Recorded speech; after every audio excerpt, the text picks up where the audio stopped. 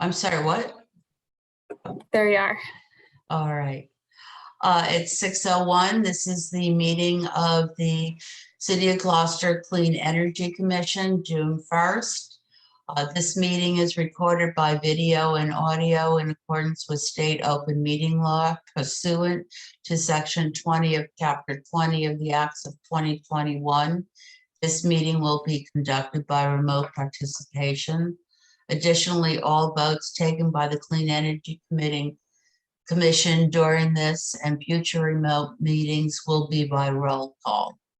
Persons who wish to view are invited at gloucester-gov.zoom.us/J/874-169-49349, or you can join by phone at telephone 301-715-8592 or 312-626-6799. Meeting ID is 874-169-49349. We'll open the meeting with a roll call of those in attendance. Myself, Linda Stout Saunders, here.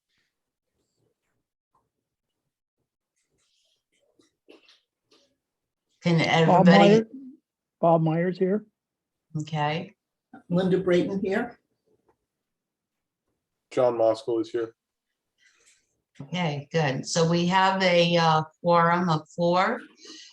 Candace and Deborah Darby are not attending. And Sam, I haven't heard from, so he may be attending shortly. So the Linda? there's one item on our agenda for the evening, which is to go back over continue discussion of strategy prioritization for the Climate Action and Resilience Plan, aka CARP, from the meeting on May 18th. And we do have Van Du here from MAPC and Francelis, is it? Suarez? Francelis. Francelis Suarez, also from MAPC, is that correct? Okay. So I guess Van Du, do you want to lead us off on the discussion?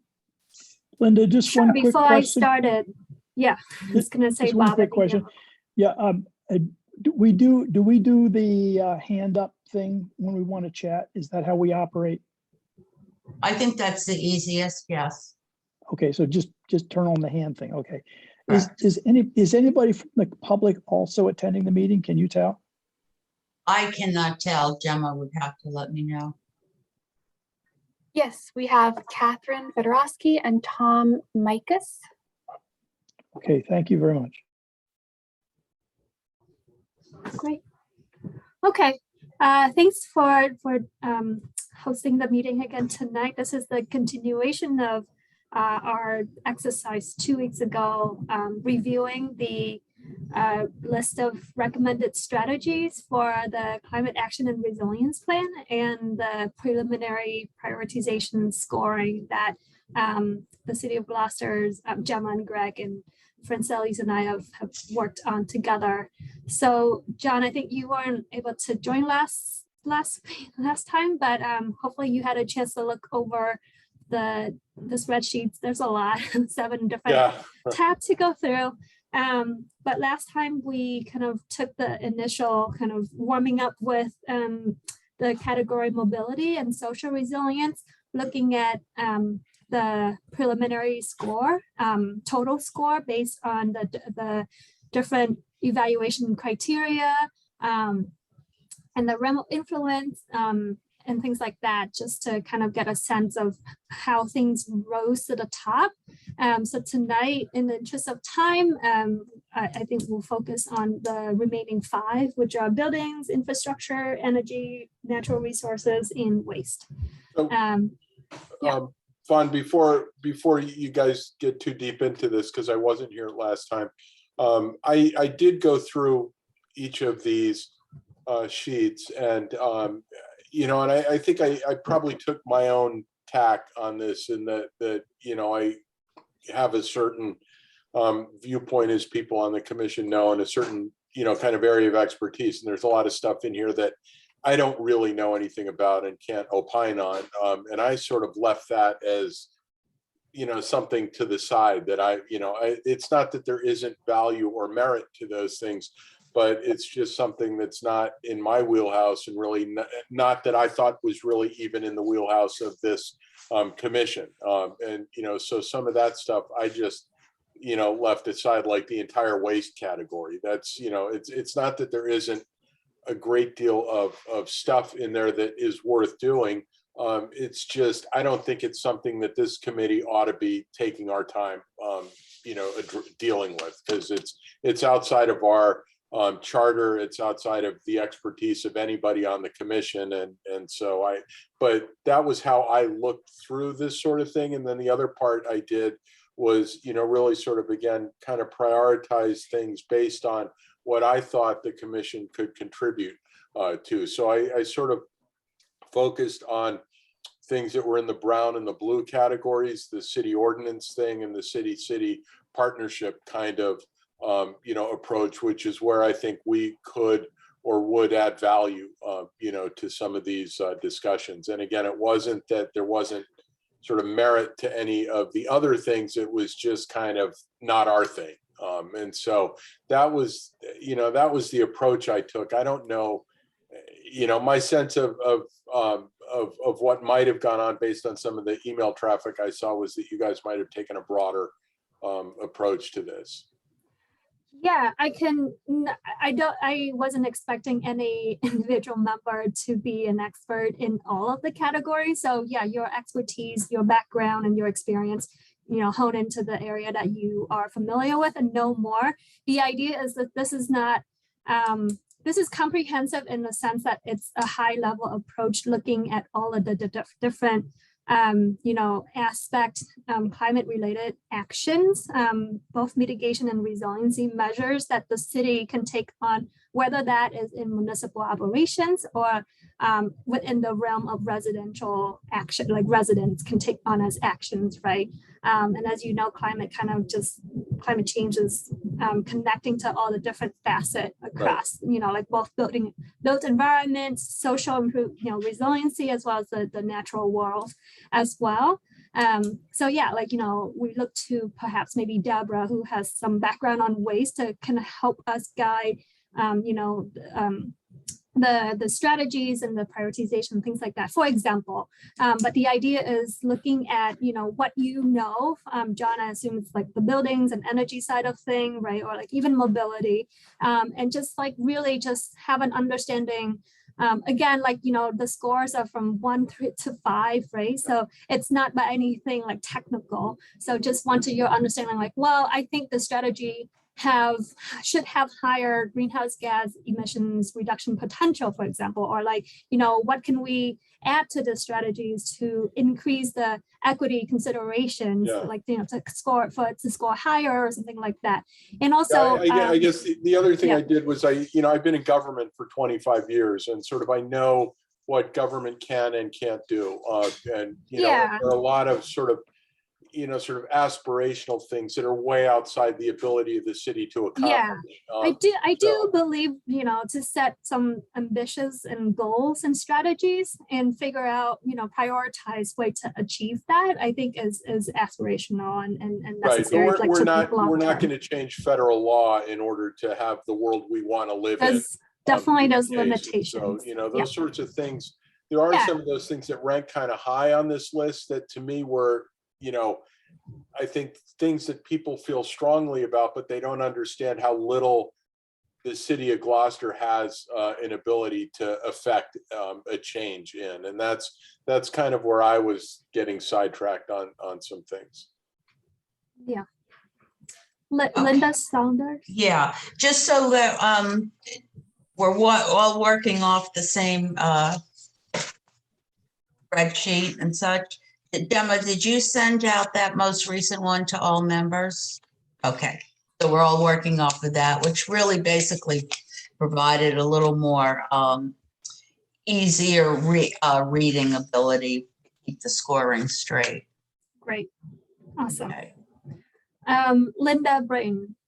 I'm just wondering, would it be useful if we took a quick go around of the members and we each gave a brief comment on what we actually did when we approached this particular assignment? Because I had some thoughts similar to John's and some thoughts that were different, but I mean, I had my own approach within the idea that this is for the entire city. Yeah, I think that might make sense if you can each kind of give a minute talking through overall, like, you know, now that you get to review after 2 weeks in more detail, you know, what are some key takeaway, concern and things like that. And if it makes sense, I do think, I know, I understand going through all 5 focus areas may be ambitious. And so maybe if we all agree on certain things, then we can just focus on, like, you know, something that we need a discussion on. So yeah, Linda Brayton, since you suggest you want to kick off, kind of give an overview overall. It's okay. I thought about it. What I did kind of instinctively or intuitively, given it's me doing it, at first I went through and I just circled the ones that I really liked and thought were good for the city and that kind of thing. When I went back through, I started looking at the ones that were to do with the city, the city and its capabilities. I didn't go so much into something that was totally private, although certainly those things are relevant. But I was looking at what we could do as a municipality. Then I went through again and kind of, I used a pendulum. I picked 6 that I really liked, and then I starred 4, and here we are. But I hope I did that with some kind of open mind and not just, gee, this is what I would like myself personally, and these are my areas of expertise certainly influence it, but I could think of. And did you say you picked 4 per categories or? Okay. It was 3-ish, and I got 3. 6 down to 4, and I can throw one out if I have to. The backup. Great. Linda Salters. Thank you, Linda. You're on mute, Linda. Yes, I went through the categories and starred what I considered priorities, and then did look at the scoring also. However, within each category, again, as I brought up at the previous meeting on May 18th, it seems like a lot of the the strategies themselves are duplicated.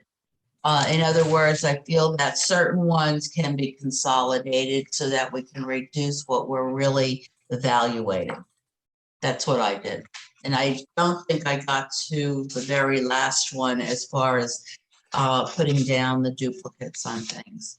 The other is that I do feel personally that under evaluation criteria, we've got the last 2 barriers to implementation and cost to implement. I don't see those as being part of evaluation criteria. I would think that we choose the strategies and then figure out how they're going to be implemented and how they're going to, what the investments needed are and where those funds will come from. But that's just my opinion on that one. Okay, well, we'll docket that and we can come back to that discussion. Bob? So as you all know, I've been trying to come up to speed here. And so I'm sure in my brain at this point, the charter, the open meeting rules, and every tab on the spreadsheet are all mixed together in my brain. So please forgive me if I slur from one into the other at this point. But I had a lot of fun working on this week. It took me a while to realize that it wasn't the Cape Ann Resiliency Plan, but the Climate Action and Resiliency Plan. So that helped me a little bit more. What what I began to have trouble with was trying to keep the different tabs data in separate images in my mind, sort of like a little spreadsheet in my brain type of thing. I had trouble doing that. So what I began to do was to concatenate all the data from all the state spreadsheets and put them into one worksheet at the end of the workbook. And then begin to do various sorts on it. Because when I started off, I said, you know, I think kind of like what John was saying in a way. I said to myself, you know, only those things that they're cheap and have no barriers in terms of staffing are ever going to get done. So I'm going to do a prioritization where I sort things by cost first. You know, load, you know, however you want to put it, you know how that thing is upside down there, but from the cheapest to the more expensive. Barriers are from the least barriers to more. And then a couple other categories like, oh, equity, high equity. So something that was a really, you know, all about a great human feeling in Gloucester, and sorted that. And I noticed when I did that, I didn't get anything that I could really identify as an action plan. You know, I was trying to think about how would I go forward with this stuff. And it's something I still don't have. And by the way, I see two hands up. Are people still want to ask questions or something? Or they just didn't lower? Go ahead, Linda. You're on mute, Linda. I just wanted to put a PS on this. One of the first things I did also and didn't mention is I didn't pick anything that didn't have community support. So that was something that right away was hopefully took care of the residents and the businesses and private things by factoring in community support right in the beginning. So that was my first sort on the data, and I couldn't get, you know, any way that I could see to move forward. It was like reinventing Gloucester. And so I said, okay, I'm going to let go of that. So I did a sort on test score across all the data, no matter, you know, total score rather, not test score, total score. Yeah, exactly. And so I looked at that and I thought, well, geez, you know, I can't see anything here that looks like, you know, this is a great arbiter of the priority that we should do things. So then I had a conversation with Tom Mickus, and Mickus, well, it was email, and he asked me, he said, could this be a net zero plan? And I thought, net zero, that's it. We're a clean energy committee. Let me see how this fits in with a net zero thing. So I did a sort on that where I sorted greenhouse gases high, you know, the highest first, and then, you know, a couple of the things like the total score, something like that, so that I could get only the fives of the greenhouse gas ones. And that began to look like pretty much of a clean energy, you know, climate action, clean energy for Gloucester kind of approach, that I began to feel like, hey, you know, we're a clean energy commission. And I got all these things that people have done all this great work to organize all this data. I've got it in a sequence of where I only want the ones that are highest impact for greenhouse gases, and then I really have something. So that's where I last was before we had this meeting, is thinking that was when I felt like I was on firmest ground. When I did the sort where the greenhouse gases being the highest sort of all, and then within it use things like total score and maybe another column or something like that.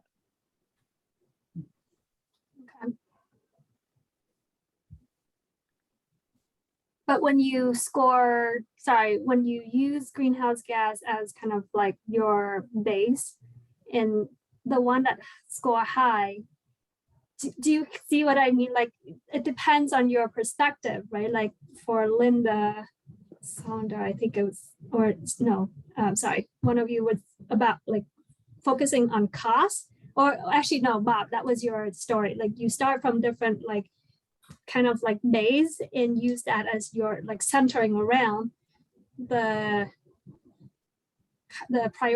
actions rose differently, right? And so that's why having a balance of across these different evaluation criteria, and that's what the total score kind of give that, you know, it might not necessarily aligning with what you think should be priority actions, but it shows you kind of like, you know, this one, it kind of has the balance, or it may be, it shows across the board, like where it is doing, like why is it doing well, right?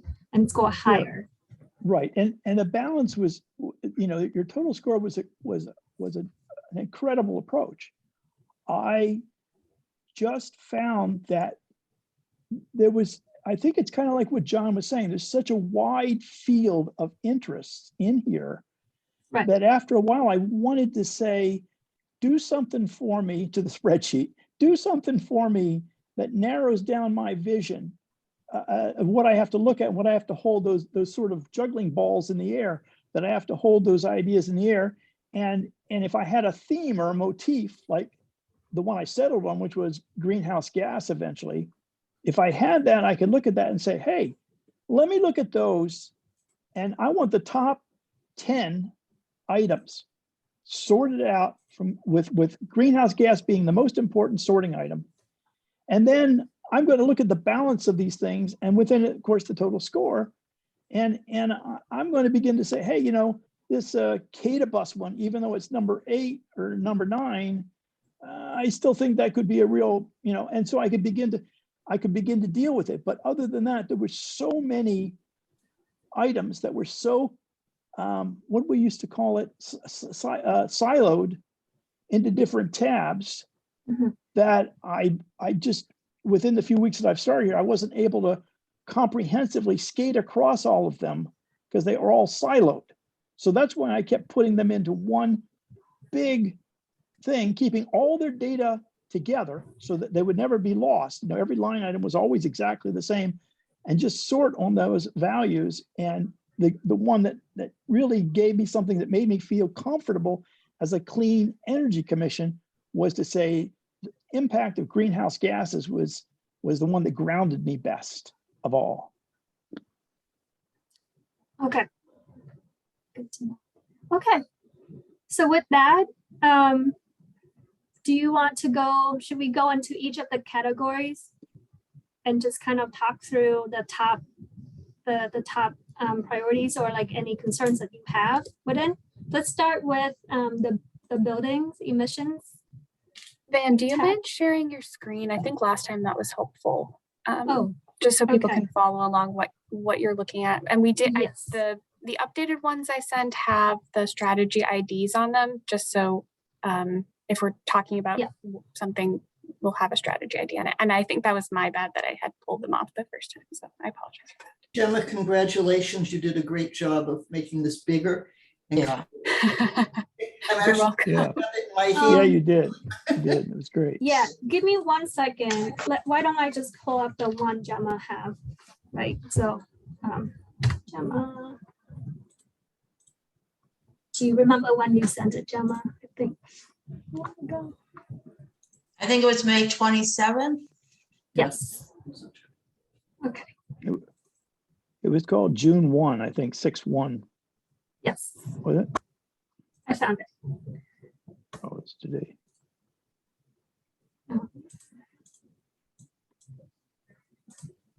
The thing with Excel sheet is, okay, I just want to share the same one so that way.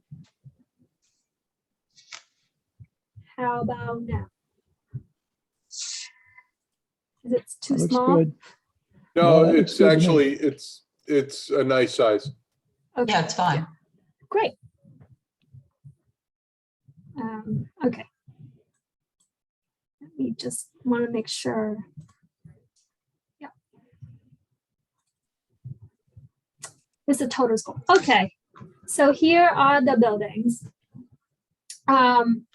Yeah, so let's talk, I think, let's talk about what's surprising, like what are your, do you agree with the top 3 score, the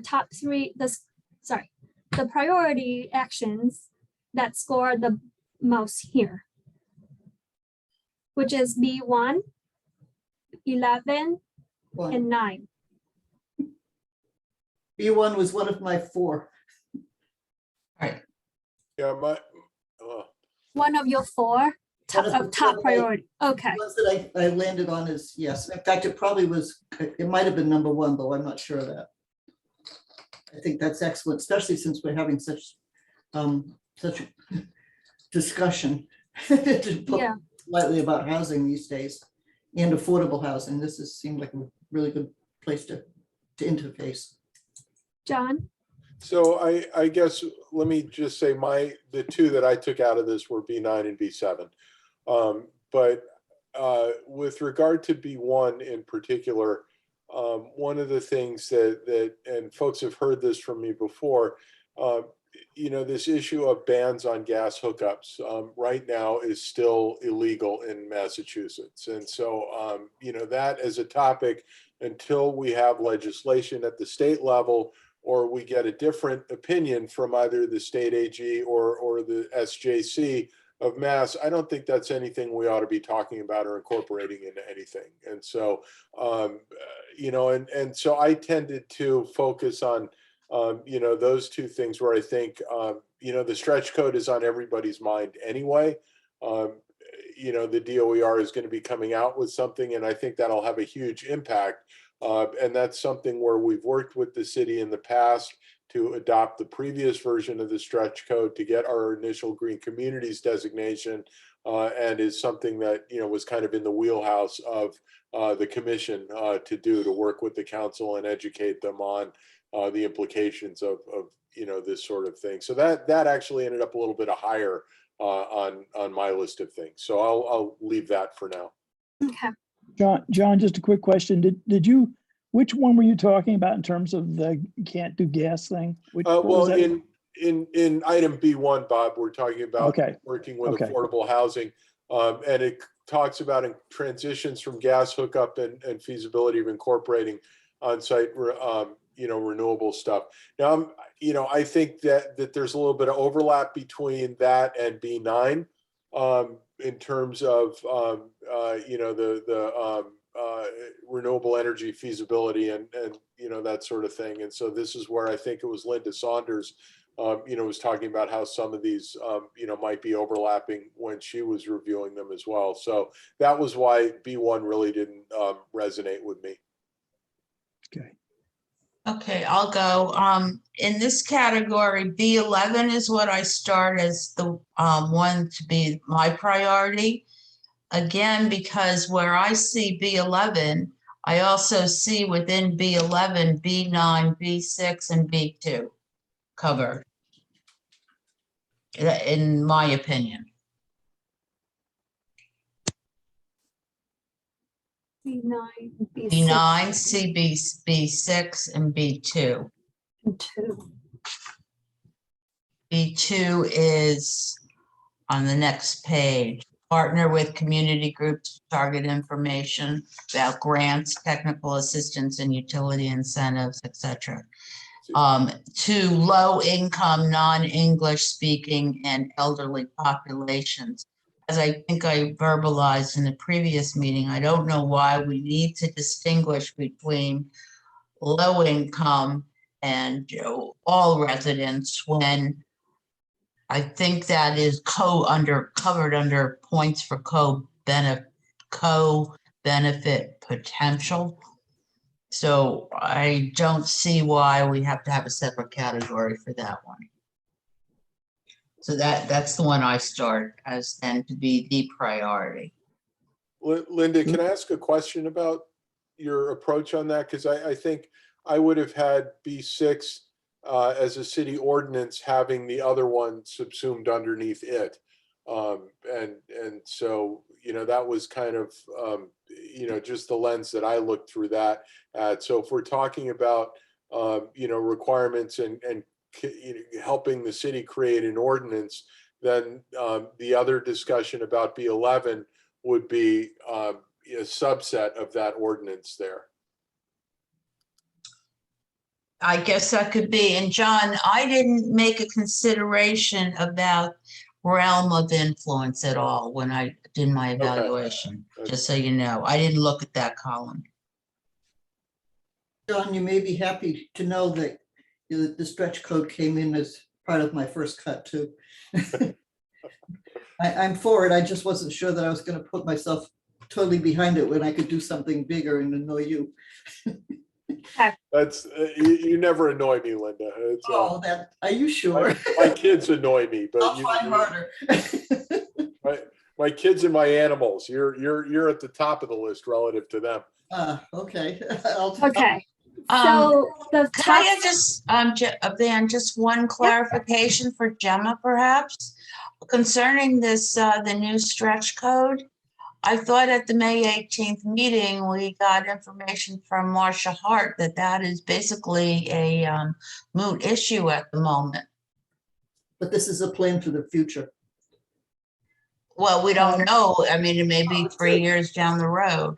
What we do now is to see whether or not we have influence on what happens in the future. Okay, it's just, all right. Yeah, I thought that I took from all that correspondence is that the DOER is still going to be coming out with a revised stretch code sometime this summer. Great, okay, I didn't catch up on all that yet, sorry. And- Okay. And does that then mean that because they're going to come out with revised, we shouldn't send the letter? That was Yeah, my question, which, okay. I mean, we should wait until we can really say what. Yeah, I think, I wrote a note to Candace. I think she passed it around to you that, basically advised us to hold tight until we actually have something to evaluate. And then, make a recommendation to the city administration to see what they want to do in terms of, jumping on board and adopting this or not. So is there any, okay, just for the interest of time, I'm gonna have to move us along. Yeah. If that's okay.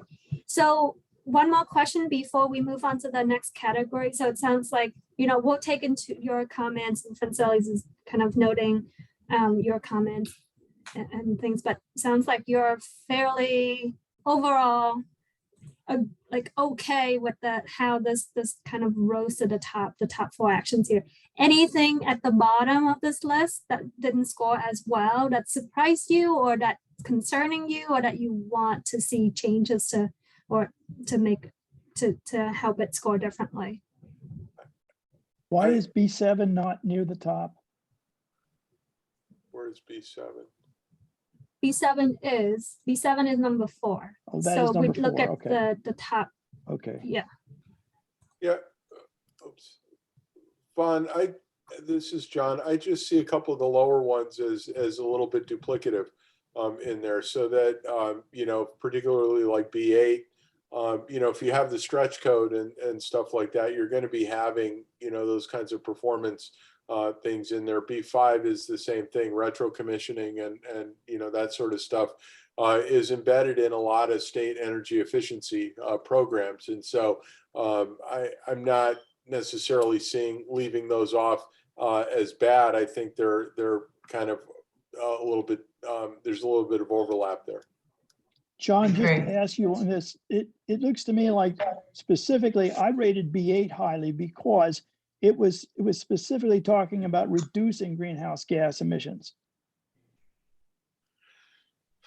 I don't know. I think that, in order to be able to have a performance standard, you've got to build it into a building code somewhere, and otherwise nobody's going to do it. And that there's got to be a level of standardization around building performance and metrics and what's getting measured and reported to whom, for that. And so Right. hopefully the stretch code, when it comes out, will have something in there that addresses those kinds of concerns. Yeah, I appreciate that. I just I want to make sure that the focus doesn't get lost on reducing the greenhouse gas emissions. Okay, that's the only thing I wanted to make sure of it. I don't know if we can change in the wording of these things or not, but that's all I was concerned about there. And I agree with you, it's probably going to be something in there, but it may not be. And I just thought it was important to reduce. Okay. One thing I could see a tweak here, John, is like developing a guidance on like, complying with the standards, like something like as a resources versus to your point, Yeah. like the standards is part of like, Yeah, whatever I the think state if we end up requirement going is. with, I think if we end up going with the stretch code, there's gonna have to be some guidance issued to the building inspector and developers and Right. stuff around how to Right. do this. And that Right. would be something I would expect coming out of Yeah, Okay. the state energy office in that regard. yeah. But I think this is the specialized opt-in, like the net zero stretch code, which I think is still optional. It's just, Yeah, right. So that is kind of like the chicken and egg kind of thing. Right. It's like, are you going to, like, and if you don't go for it, then at least you still have in place some sort of standard, Yeah. right? Or like, so that's, I think, kind of I get what you mean though. Yeah. Right. And so like, if you end up, like, the city will adopt the specialized stretch code, great. Then that means you can also mark this as done, right? Like Yeah. it's there. Great. Okay. Shall we move on to the next one? Infrastructure. Okay. All right. This is the short one. So didn't score in the 20s, but I think the top four before there's a big gap are I1, 5, 3, and 6. So same questions. Do you have, what are your reactions of these top score strategies? In here, are we mentioning in terms of infrastructure, are we mentioning our wastewater treatment plants, pumping stations? Are they somehow subsumed in one of these? so, They are somewhere in here. I don't know. At the bottom, I think I2 at the bottom, continue to assess and upgrade stormwater discharge system. that's different from wastewater, but Yeah. Oh, That's different. okay.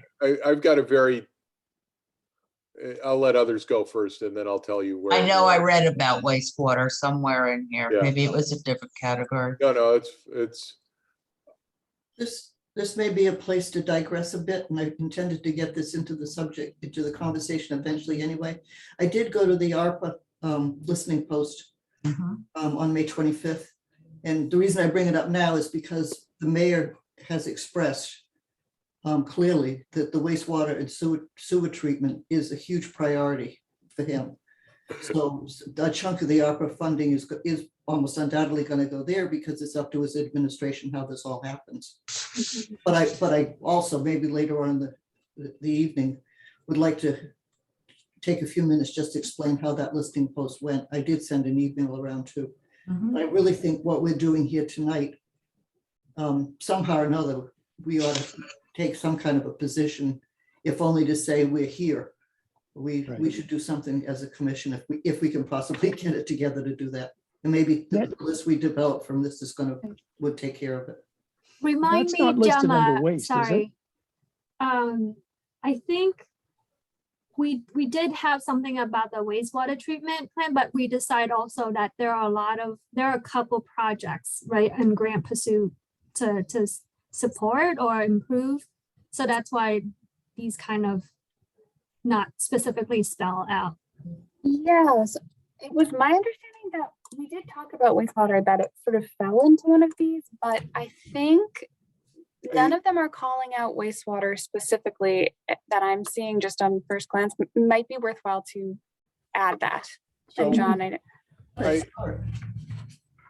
yeah, I put I7 at the top of my list because that encompasses everything. Water quality to me means wastewater, drinking water, stormwater, all of the above. And Gloucester is frankly staring at an enormous bill to upgrade its wastewater treatment plant to go to secondary treatment. And I think this mayor has finally decided that a lot of this is gonna happen on his watch.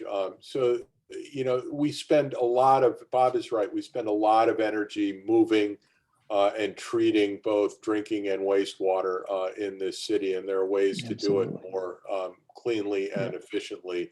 And we need to take advantage of the opportunity, particularly for building a secondary treatment plant from scratch, that all of this stuff deal with both adaptation from climate change with regard to sea level rise and other things, and the energy that we use to treat the wastewater that we're discharging are embedded into the design of this, and that we don't just get AECOM or one of these firms that come in and we get the last design they did from the last wastewater plant that they Right. designed, and we don't have any of these higher things built in to that. So that to me was a huge issue. And with regard to Linda Brayton's comment about federal funding coming to this, secondary treatment is $50 to $100 million.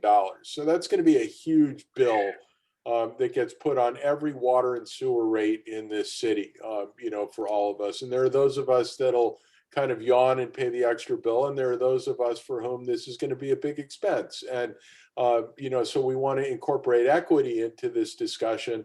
This is the perfect forum, for that sort of thing. So that kind of, in my mind, incorporated mitigation, adaptation, equity, sort of all of those things, because we all need water to live. At the other end of that spectrum, the advocating for improvements of existing grid infrastructure and stuff like that, those are state and federal things where the city doesn't have any control, and unless we want to start showing up at DPU hearings on rate cases for National Grid, which I'm not sure any of us have the bandwidth to do, that sort of stuff is being done outside of our jurisdiction. And so that made it a much lower item on my priority list than the infrastructure that we actually own and control, which is the water infrastructure. Yeah, that's a really good point, John. Let's take a look at I-7 here, and you're kind of touched on it, but here I'm not entirely remember why we scored as low in terms of improving equity, but improving water quality and access to water. I feel like that should be higher score, right? Yeah, and I think also with regard to that, in order to, water quality comes at a cost, and these rates they don't get socialized across the entire MWRA system like if you live in one of those W towns in Metro West. Gloucester is it, and so the 30,000 or so residents of Gloucester are the ones who are paying through our water and sewer rates for all of these, multi-million dollar drinking water, wastewater system upgrades. And so in order to focus on the equity piece of this, we've got to find a way to invest in it that is not causing us problems down the road related to climate change that we're going to be going back to ratepayers and asking them for more money to fix again, because we didn't do it right the first time. So I took a shot at just adding it higher in terms of equity, and it did move the score up to on the higher end. So do you all agree with that? That was one of the things I picked out as on my first cut, but it goes with that and the one below it. Linda, you and I saw the exact same too. Those were my top two. It's meant, John. I know, right? We know. Start talking. So I just had another take on it here. Is my first question was, this is a climate action and resilience plan. And is this under resilience, improving water quality? Well, it's both, Bob. It's both, because the mitigation stuff is tied to the energy usage to treat and pump the water, back and forth from the drinking water system out to our homes and businesses, and then back to the wastewater treatment system where it's then treated and discharged out the other side of the breakwater. So there's a huge amount of energy that's consumed to do both of those things. But then there's the resilience piece of it where, there are going to be issues related to floods and storm surge, and what are the impacts on the reservoirs with, silting going in to those. What do you have to do to treat the drinking water we've got a wastewater treatment plant that is in a flood zone. Right. You couldn't have cited that thing in a worse place Yep, in yep. the city. And so how Yep. are we going to deal with that from a resilience and adaptation perspective? And I think that's, when we talk about how we're going to rebuild this thing, that's what we have to consider. Okay, John, should we include some like mention of the electricity consumption in this so that, because that's buried in your thinking, but it's not specified in here. I'll leave that to the consensus of the group, but that was how I approached it. I don't think it's necessary. I'm sorry, Bob, but a lot, it's kind of been in the planning and in the discussions for people that have been on this issue all along. All right, well, that would not have appeared to me out by reading this item. Okay, so I'm perfectly in agreement with it. I think it's correct. I just say that it doesn't step out to me. Now, there's one other point that I wanted to make on that same I-7. And that is Town Green 2025 is working on this thing, but they're going to try to get some energy from the sewer treatment plant, maybe the pumping stations. Is that an element that should also be put in here, that there might be some energy recapture as well? Because you're talking about improving the water quality, reliability of what, and managing, but that's something other than those three. I'm We can note curious. it as a co-benefit potential when we build out the action table. Very Yeah. good, very good. That's good. Okay, Did we get the one just below it moved up or not? The one that John and I, I4. yes, John and I actually agreed on something, so I thought that was significant. Wait a minute. Collusion. I know, right? Cats and dogs living together. Do a hand reference. It's, I Okay. think, in a sense, in my mind, it kind of relates to the one above it, water quality and so forth, but it's a method, I guess. Okay, So All would that right. not be part of the stretch code? Would that sort of stuff not be part of the stretch code? The stretch code is buildings, I think, is the difference in this. These Yeah, are, the stretch code, to my knowledge, Bob, is largely focused on energy consumption and not this kind of Okay, citing Okay. sorts of things. not resilience then. Yeah. Okay, Okay, I had I3. Again, I did not consider realm of influence since that really isn't part of the scoring. And then I had I2, continue to assess and upgrade stormwater discharge system and drainage capacity. And I guess I kind of read into that was also the wastewater, incorrectly read. Okay. But those were my two priorities under infrastructure. okay. All right, we'll note that and we'll review, and this is opportunity to tweak the language or something like that with the strategies. And to your point earlier, in the buildings category, there's maybe consolidations needed as well. Yeah. Okay, thank So you. under Vandu, under infrastructure, are those still remaining then as the three top priorities? I1, 5, and 3? Is that what we're trying to narrow?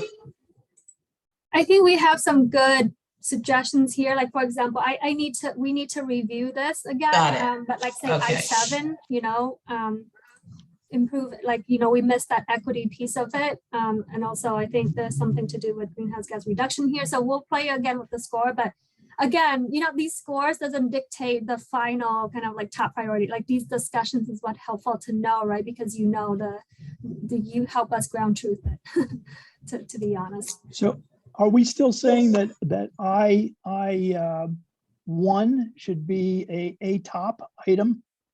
Are we in agreement with that? I mean, it seems like it's sort of a model No. type thing okay. I wasn't.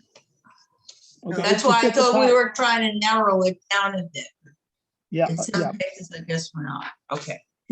It still shows as a 19 though, which would put it at the top Okay, of the total Well, score. so what is it about, are there the scoring here, is it off? Or is it just like general, you don't think that should be a top priority? I have real concerns about model systems as opposed to actually doing the job. You know what I mean? I mean, it's like, you know, trying to hold this up as an example doesn't convince many people in my experience. I feel like, you know, if you're going to put, you know, say $10 million into something, it's better to put $2 million into 5 different things that are parts of your, as opposed to something you hold up and say, isn't this terrific? You know, everything has to count. Everything has to be used and has to work according to this plan. That's my thinking.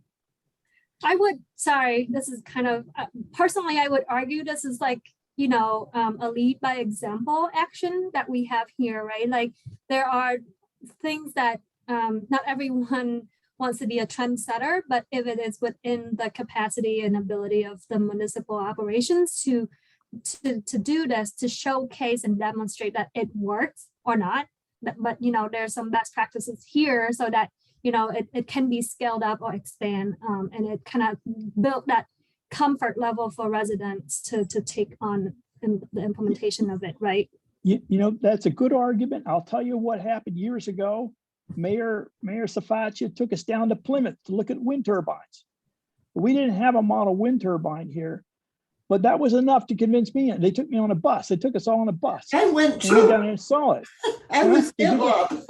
Bob. Yeah. This is Yeah. funny. So what I'm saying is that there are other places around that we could go to see models. I'd really like to see every dollar that we get in here go into an actual, you know, upgrade of as broad a part of the city as possible, as opposed to saying, isn't this great? And, you know, that's just my thinking about it, Pan. For some reason, I just had the sense that this would happen organically anyhow. I don't know that that's the right thing or not, but it kind of felt like this was forcing something that would happen. So it's an easy Various win. people or various entities would step up and do one piece of it. Yeah. I would say, Linda, you know, in some ways we're already doing that. We have charging stations at city facilities. We've Yeah. got solar panels on various Exactly. Yeah. you know, things. And so I'm thinking it's something we could probably even almost already take credit for. Yes. Yeah. Yes, absolutely. Well, we just have to say, oh, look at that. Okay. So, Yeah. okay. The turbines do it for me, John. Every time I see them, you know, it makes me feel good. I wish we were more than 20% electricity, but that's another story. Well, maybe we need to find out from Varian why theirs hasn't been running for a while. So I'm Why hearing, why the oil stains are coming out the stern of the cowling there. Yeah. so I'm hearing I-7, I-2, and I-4 are the top in your book. Is that right? Yeah, and I see I2 as kind of you know, embedded in I7, but you know, they're very similar. Okay.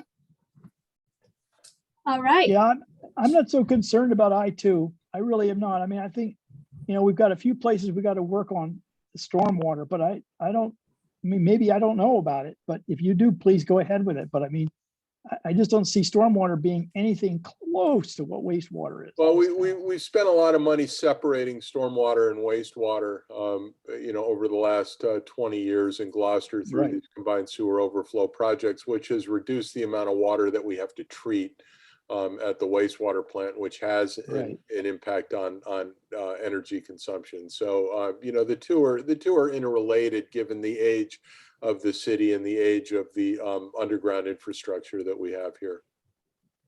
So you're saying there's still a lot of wastewater, still a lot of. There's still a discharge fair amount water of stormwater getting into the going wastewater into the system. wastewater. Okay, fair enough. Okay. Shall we move on to energy? Sure. All right. This is a long one,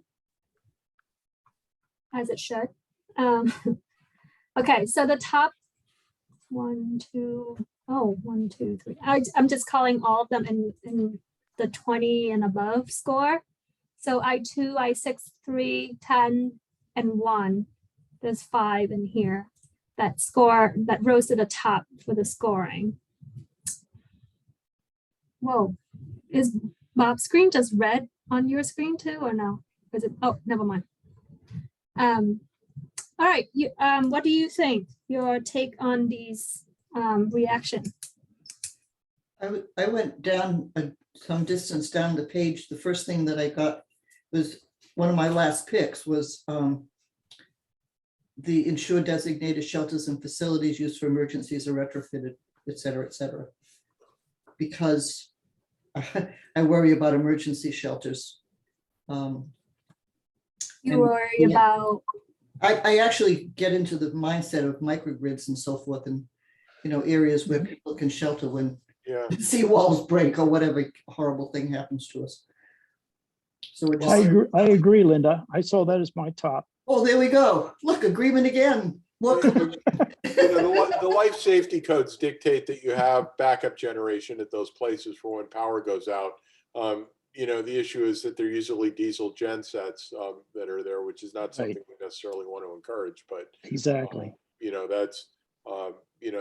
that's a piece of it. I think it's certainly something that's worthy of figuring out as technology evolves, how to do that in a way that's cleaner than historically what's been done.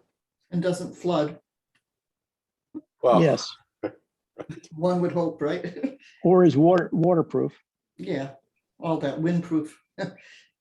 Linda, Sauna, you have your hands up. Is that leftover from Oh. last time or? Okay, good. Oh, I don't. All right, what So- about are you agreeing with the top 5 we have here? Are you asking me? I'm asking everyone. Oh, well, I But was you can gonna, start. no, I don't. Mine were E3. E9 seems to be similar to B11, just as a comment. E5 and E13, which is at the very bottom. what is E5? Where is that one? E3, E5's on the next page. Conduct Okay. feasibility assessment to pilot microgrid and energy storage Oh, I projects. like that one. That was one I liked. And then the last one, collaborate with neighboring communities in the region to advocate for increased renewable energy sources on the grid. Now, we are collaborating through, or Cape Ann Climate Coalition is a collaboration of the 4 Cape communities. And this collaboration, Linda Brayton, you may be able to remind me, didn't we try to collaborate on it? Was it something with the gas issues? Or was it was community aggregation perhaps at one point? Anyway, I picked E13 as Yeah, my the gloss third. green is maybe, yeah. Yeah, Sorry, Linda Saunders, just to confirm, you want E13 as your top choice? I picked 3. In each category, I had picked 3. Yeah. Oh, Okay, E3, E5, and E13. Okay. And Can we my get only back other to- comment, go Go ahead. ahead. No, go ahead. I was just gonna say E9 appeared to me to be the same going back to buildings B11. And I try to focus in on what could be duplicates, but I think that's a little Okay. assuming. What is it about the current top 5 that you don't agree with? Oh, well, I terms have to read them again. Conduct, yeah, I mean, now you're putting me on the spot here. Conduct Sorry, while you're doing community-wide that- resilience. To me, it's, that doesn't get me anywhere. Just conduct an assessment? We're conducting assessments all day long and studies. I want to see more action, I guess. I try to choose things to me that are action plans rather than just assessments or more studies and such. That, That's you took the why. words out of my mouth there, Linda. That's exactly what I think. All of these things are either assessments or feasibility studies or providing information, Yeah. where's the action is what I'm concerned about. Well, I think, Bob, that's kind of where I came down on things, where I was looking really at column D as, where I started filtering things out. And so anything that was green, I didn't pay attention to because it wasn't anything that the city had any ability to influence. My number one was E6, which is something you could do through an ordinance to update codes and things like that, work with the city and actually, kind of make something happen for there. And then, kind of embedded in that was E3, which was my number two here, which is to look at where you can use city facilities to install different projects. You can't install anything until you figure out where you've got an opportunity to do it and what sites are going to fit for it. And those are my two, takeaways. Again, I kind of stayed away from things related to outreach to residents and stuff like that, because I just think we could be more effective working with the city on things that they can actually either get money to pay for and implement, or compel developers and other organizations to do. And John, that's a really good argument. The only thing that I would put back for consideration is that I've come to the conclusion that aggregation can be a way to avoid having to do renewable energy infrastructure, possibly. And that's what I'm operating on now is so when we talk about, emphasizing putting solar on buildings and stuff like that, I would say, well, why, other than for resilience, you have a storage nearby or something like that produced nearby, but why don't we just emphasize aggregation instead of trying to, build more solar panels on municipal buildings? What do you mean by aggregation? I mean, like the aggregation we're doing with the opt-out thing that we do with electricity now.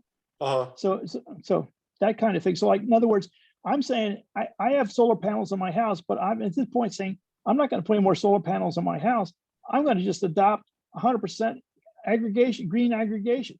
Yeah. Right. So then I've got all that stuff. So instead of looking at it as, building sort of solar wind kind infrastructure in the city, I would look at emphasizing aggregation. So that's the only thing I would question about your reasoning for that particular item. Okay. I guess I flipped that on its head and looked at, the opposite of that, and that power generated locally puts a lot less stress on the transmission system, which is really vulnerable to, storms and other things that we're seeing, Yes. as a result of climate change, and that, local power is always better in that sense. And Yeah, so and there's no right answer. I mean, that's just the lens through which I view it. Yeah, no, I agree with you 100%, John. The only thing is that what I would do is emphasize storage in the city. Sure. Okay, rather and have that nearby, because like I said, the weakness of my argument about aggregation is resilience. So that's why I would say, if we had storage here, but we had aggregation, which has 100% or whatever percent green aggregate, green, then we could get your local stuff to avoid the downlines and all that stuff. Yeah. Okay, so E5 has microgrid and energy storage projects. So I love that in the first place. Yeah, and that's sort of similar to the other one where we're talking about feasibility, studies up top. I forget what the number was. Yeah, no, I get. And so I think there's, E3 is very similar to that. I like the microgrid part of it, which is, nobody's done feasibility to any extent here for that, I don't think. And that's the same partly as your backup generator, issue further down. I forget what number that was, Linda, but it's sort of the same. These are all spokes off the same hub. Yeah. I'm not gonna fall off. Good way to put it. I do on E19, sorry. I like the idea of putting something in here about workforce development and training. And I generally didn't go for state, federal, or regional as a default mode, but I really like the idea of students, having good futures. Yeah. I mean, Linda, I we should have that 100%. someplace where it matters. Yeah, just to absolutely. clarify, all of these strategies will be listed in the plan under its category. It's just the top priority actions or strategies that we decide on are the one that we will flesh out a little bit more to have like, some implementation details on it. Okay, that was one of my 6 or 4. I'm not sure which it was. That one, Yeah, that one Van- was really a top one for me. Yeah. Van, why wouldn't this be a high on improving equity? Because you're getting a lot of people, kids coming up through the school system, Mm. getting good paying jobs, that sort of thing. I don't know exactly what is meant by improving equity, but that's one I would interpretation of say it. that's it. Right. So I would say I would like rate that high, for instance, and that would bump it up in the total score thing, I think. I guess I had it at medium because it has some potential there, right? But like, it's a cover, like I think it's a cover assumption to say that it would target it or like prioritize, like the marginalized population through this Oh. program, right? It would. It would. Yeah, Yes. yeah. Yeah, you gotta live here. It's just- You're talking about a almost majority of 50%, Gloucester. Is low, moderate Absolutely. income. You've got Yep. kids that are, would like to be out fishing, but they need, they need something else that they. Okay. can do. I'm not saying that's Absolutely. only the people that would be targeted to this. Yeah. This is vocational, though. It's not college edge and, hey, you're gonna go to Harvard and, any of that. I mean, we're a working Right. class community in a lot of ways. We Abso- also- No, Absolutely. that's very helpful Yeah. to know, Yeah, which is that's- something I that's missed. Part of who we are. Yep. The other part is there's a bunch of rich people, so. And a bunch of artists, there's those, Yeah, whatever. that's right. I love this place. Don't we all? All of the above. Great. Yeah, so Thanks that for looks pointing that much out, better Bob. now. Yeah, you bet. Look at it now. It sorts out near the top. That's brilliant. Yeah. Great. Look what we did, Bob. Good. So, all right, for the interest of time, you guys are doing so awesome. I love it. 3 down, 2 more to go. So shall we move on to the next one? And Sure. of course, I still would love if you can provide kind of comments and details, follow up after this. Francelli is trying to capture as much as possible, but just, anything after that you think of that you want to share with us before we put in the plan. And of course, you have the chance to review it one more time once there's a final draft plan ready for your review next week as well. All right. I think the next one is natural resources. All right. You know the drill. So top ones, I'm just picking the top 4 up here. Let's go in the 20s. Again, your reaction, but you've been pretty good with this exercise, so go for it.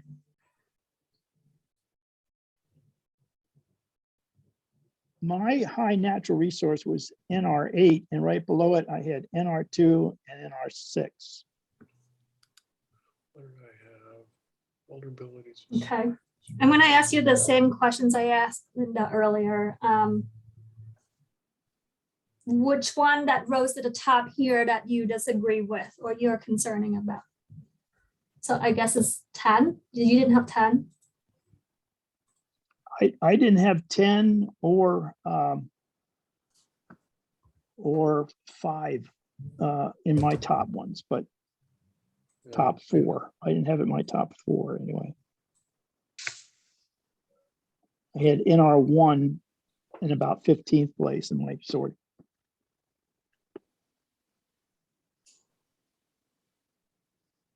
So the top are these 4, 8, 10, 2, and 6. Yeah, I didn't have 10. What's 10?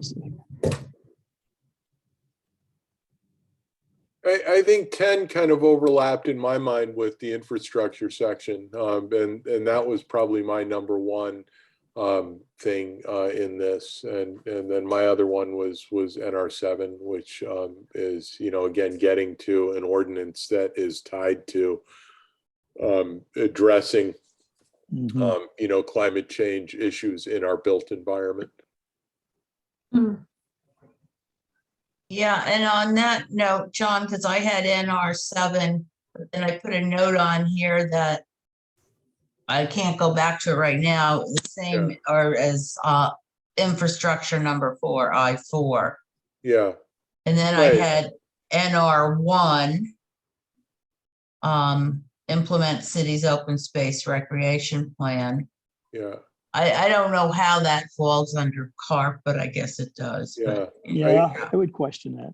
I would go. That is- oh, Van, I would also, if you look at NR7, I think, again, to me, the equity piece in there is a big issue because all of our taxes go to pay for infrastructure here. And if we have crappy infrastructure that is continually getting overrun as a result of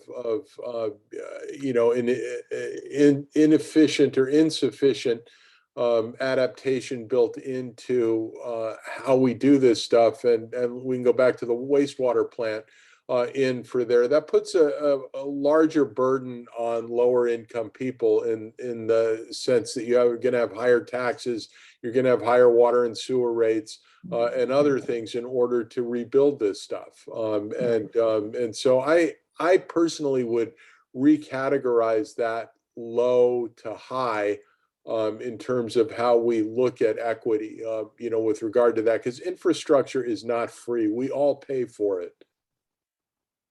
Sorry, I'm a little confused. What are we I'm sorry, rescoring? NR7, NR7. Yep. November Romeo 7.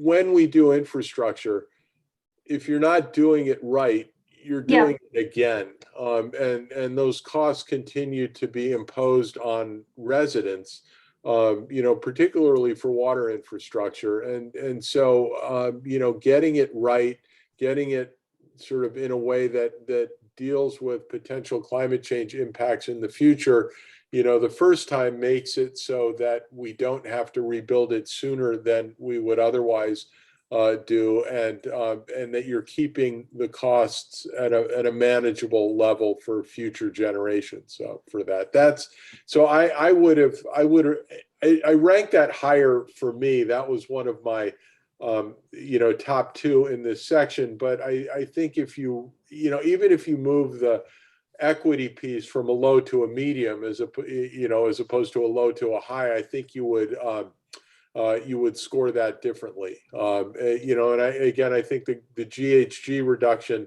potential would be medium, certainly better than low as a result of that, because you have other things, to be done as a result of how you're rebuilding, infrastructure. Okay, this reminds me. So I think the wording of it is why I was conservative on the scoring. Yeah, because sure. it's encouraged, right? And it's if it was required, I think the direct outcome is more likely, right? Versus encourage is kind of like promoting. And so to me, I'm looking at the realm of influence. We're saying it's a city ordinance. So then, that all of a sudden becomes compulsory. And then, this might have just changed to like residents and this like kind of on their own versus like, unless we change it, one of these has got to change to match each other, I guess. Yeah. I can speak to that too. I think one of the things we had talked about with the climate zoning type of work with MAPC was like some of the same stuff that Boston has tried, where you have like a checklist where a developer would have to go through and say, can I put solar on my roof? Can I do this? Is my roof solar ready? Am I using? So it is an ordinance, but it doesn't have any teeth. It's more of an encouragement, because again, you run into that building code issue of what can you actually put in there. So I think that's why we had put encourage and also had it in there as city ordinance, just to give you some background of like where our brains were at when we categorized those things. Okay.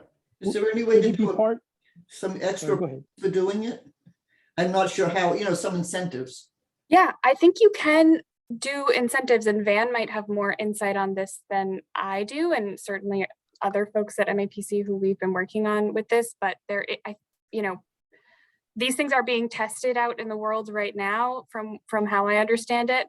And it seems to me that incentives are a doable thing to kind of. Yeah, there are Instead of- definitely communities out there that use incentives for like expedited permittings or like, you know, some sort of reduced fee or things or tax, you know, credits or things like that locally to promote it in various topics, not just on green infrastructure, but definitely so.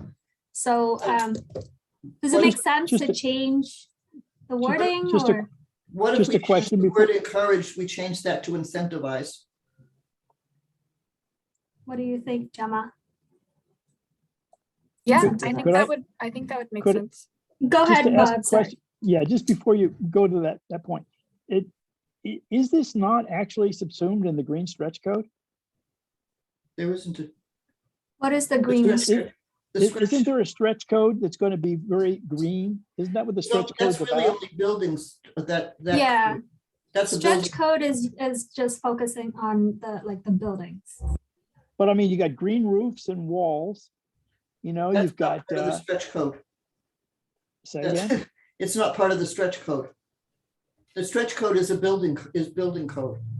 so it's not advocating for green, the stretch code's not adding for green No, it materials. comes and- under, think of it as just coming under the building inspector's office. I mean, it literally is about buildings. Okay, so what is the stretch code then? Bob, the short answer is there's probably some overlap, but, you know, there's some separation as well. Okay, So the open space, I put that as one of my top priorities. These folks have been doing lots and lots of work, trying to figure out good stuff that comes under the open space and recreation plan. And I would, I just rely on the kind of work that they've done to a large extent. And they've certainly polled the community and done all that kind of work too. So, Yeah, Well, I think we wanted to that make either. sure we align our, you Yeah. know, efforts and also to elevate what is being developed under the open space and recreation plan. And so that's where we're calling it out here.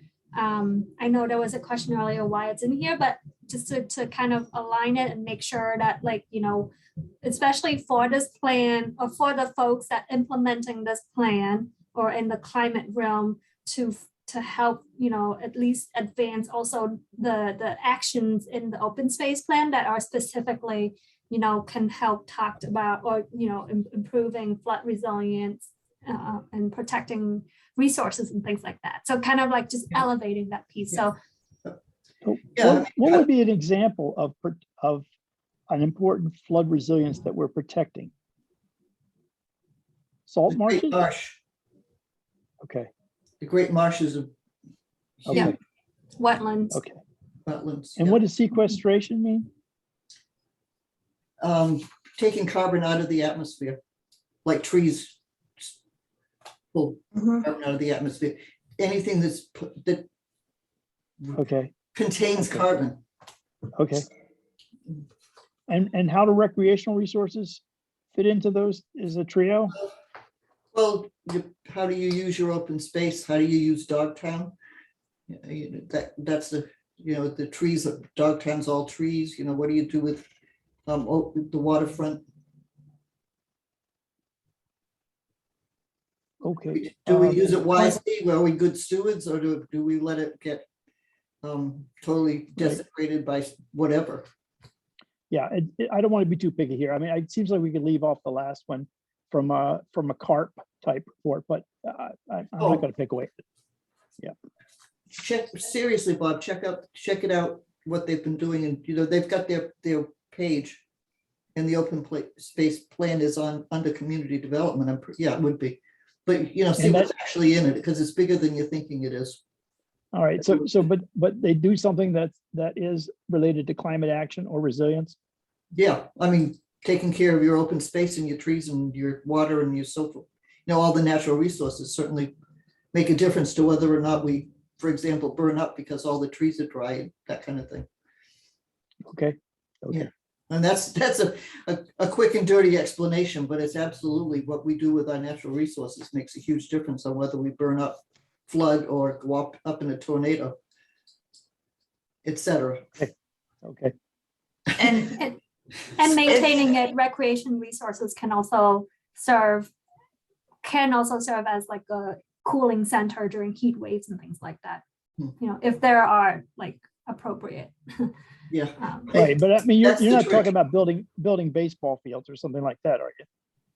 Not too Protecting. many. And well, that would be part of the plan. It would be how much, how do you balance things? Yeah, Parks. That's fine. Access to green I space. I just don't see how that fits in with this plan, but I'm saying that it doesn't fit in. I think it fits in Gloucester big time. I'm just saying in this plan, climate action and resilience, building ball fields doesn't, not the first thing that pops Well, in my maybe, mind. maybe in your case, you would have the perspective that building ball fields wouldn't be a good thing for No, climate. no, I'm saying it's a good thing. I'm just saying in a CARP, I don't see it. Well, the overall subject is how are we using our environment and how are we interacting with it in a way that is sustainable?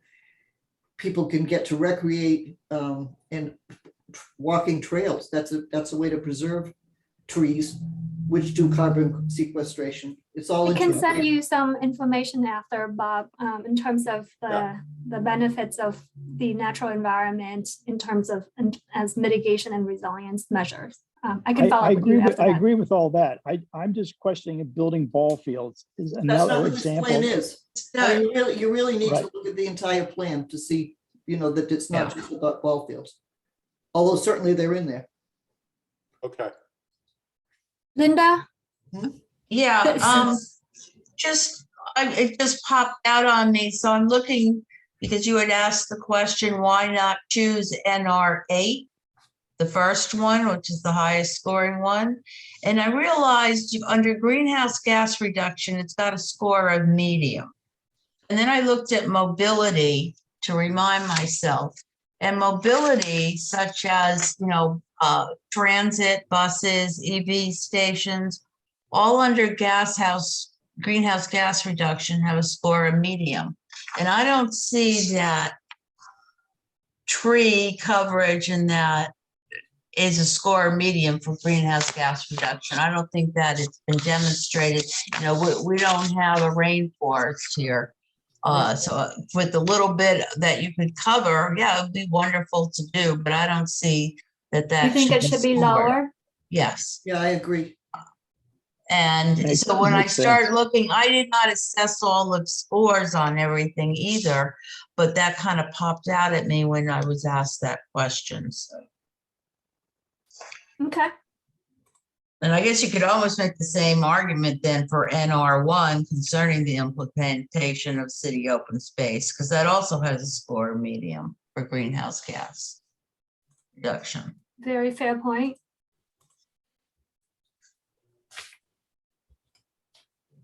There's since a lot of these mention tree planting, they have scores of medium. I don't. This is where I just kind of stood aside because I thought this was sort of a little bit outside of our wheelhouse.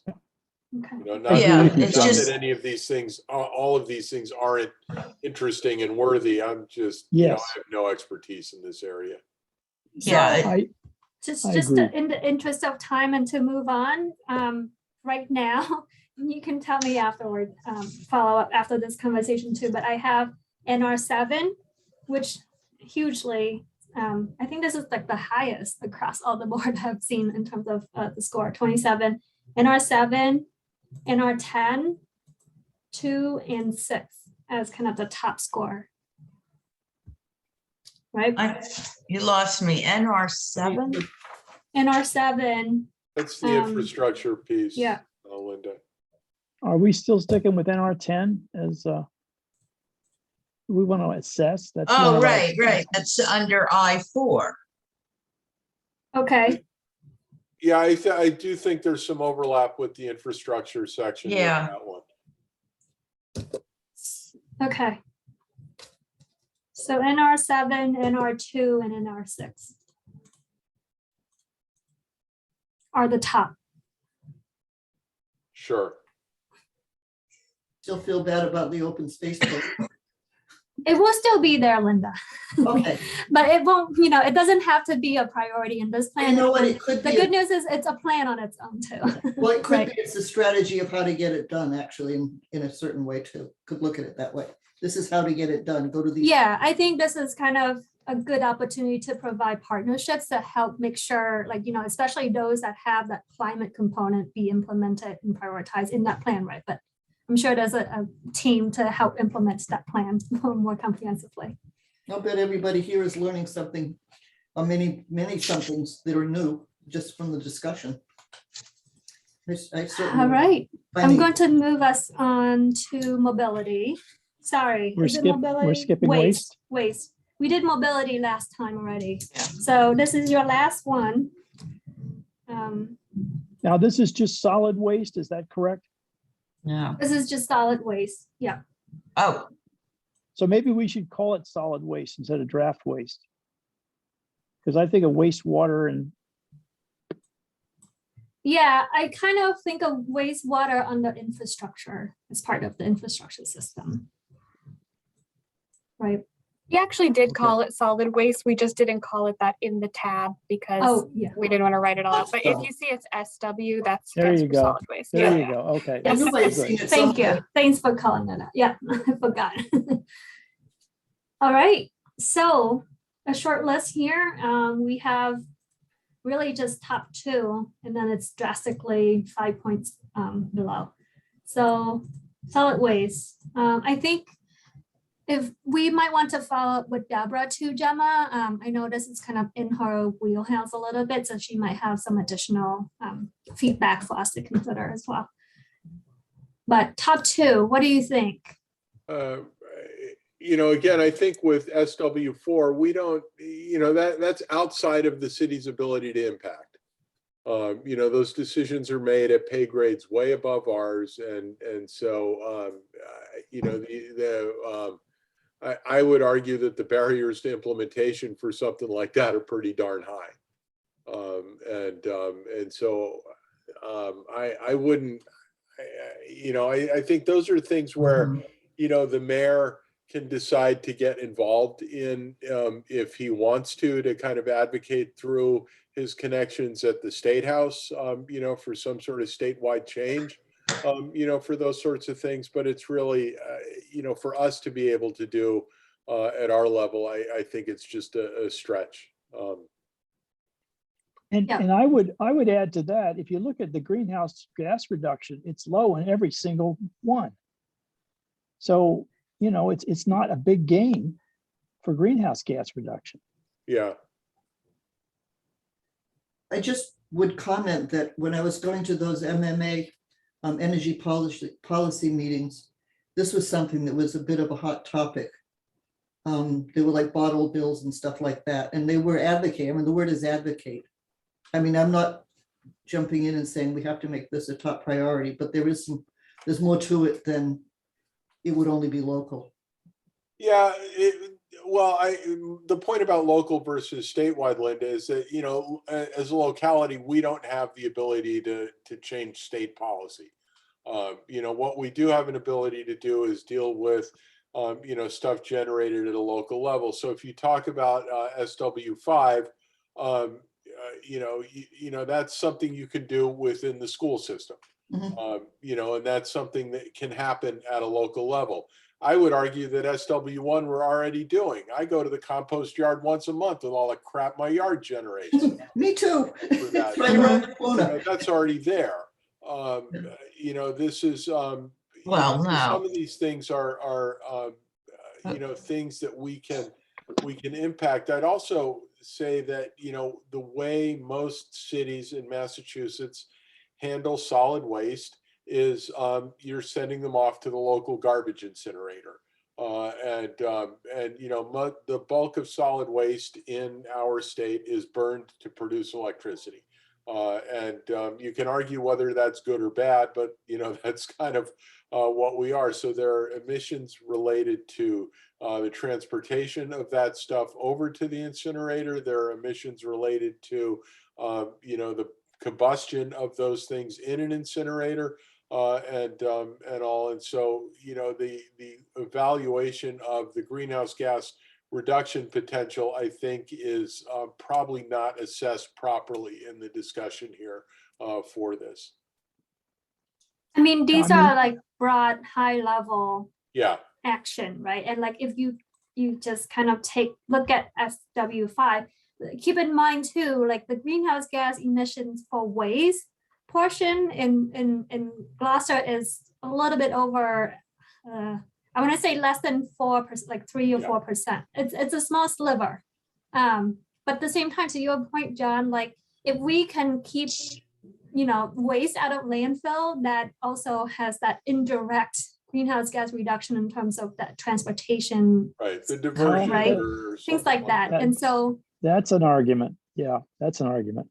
so the action itself directly may not, but Yeah. indirectly, there's that chain of consequences. And I think the intention behind the solid waste is really to, you know, push further, reduce, reuse, composting, keeping it locally and keeping it out of landfill where you can, the only- because Well, we have to pay for our trucks and the service too.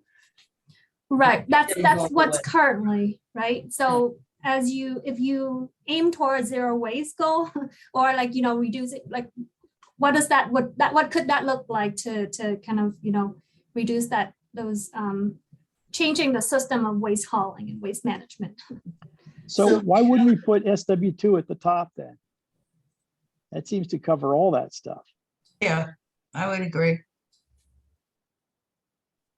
That's the one I circled. Yeah, that's good. Okay, So we have a Clean City Commission, and were they here, we would hear about why this advocating would make a lot of sense, because they do a lot of it. But they're not here. Just you want know, to say there's more to and this again, than meets the eye. I would say that your equity score could be elevated, you know, for this. Exactly. There is nothing more regressive in this city than the garbage bag tax that everybody's on. There's no credit, Absolutely, you know, for absolutely. that. Yep. And so if you have the ability to kind of divert a lot of stuff, you know, that saves people Mhm. whatever the cost for one of those purple bags is that you have to put stuff into. Okay. Yeah, And they For don't even break SW2? down. okay. For SW2, yes, Vaughn. What would you say, medium or I high? would say it's medium. I mean, you know, the garbage bags are not that expensive, but it's something that everybody has to pay for. But it is for some more than Yeah. others, right? It Yeah. adds up. Okay. Except with they're not compostable. Those they're garbage not bags are not compostable. It compostable. doesn't matter, Bob. They're going to the garbage incinerator. Oh, I see. Okay. Anything else on here? So we're not going to move forward with SW4, but SW3 is still a yes as top priority? I No, would say 2 and 3 are No. probably the things I would sign on for as the, you know, the things where we can have most impact. Yeah, I would take just SW2 out of this whole group to make it the only thing that appears on the profile. That's what I would suggest. Well, you gotta make room for others, Bob. Can't be the Well, only there's, thing. you can have, You but gotta but be what you do, ambitious. but not 19 for SW3. I mean, I'm looking at, we're bringing SW2 up, right? You're gonna have a higher score for that. We put that at the top. And then everything else would have a score of like 10 or lower, something like that. That's how I would view it. Because They can SW2 is going coexist. to, it's going to include SW5, right? SW5 is going to be part of SW2, excuse me.